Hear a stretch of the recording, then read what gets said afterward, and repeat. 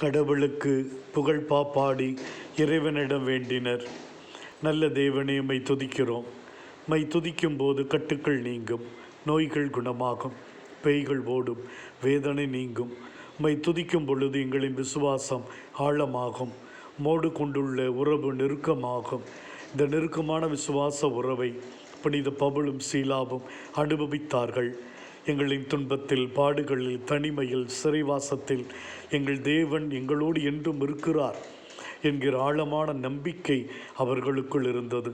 இந்த நம்பிக்கையிலே தான் அவர்கள் தடியால் அடிக்கப்பட்டாலும், சாட்டையால் அடிக்கப்பட்டாலும், மேலுடைகள் கிழிக்கப்பட்டாலும், உட்சுரையில் தள்ளப்பட்டாலும், தொழு மரத்தில் கட்டப்பட்டாலும், தாங்க இயலாத வேதனைகளை அனுபவிக்கிற சூழ்நிலையிலே அவர்களால் துதிக்க முடிந்தது, மை போற்ற முடிந்தது.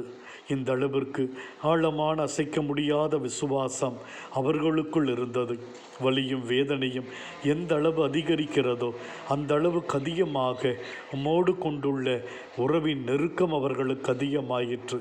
சாட்சிய வாழ்வில் உண்மையாக பணியாற்ற முடிந்தது.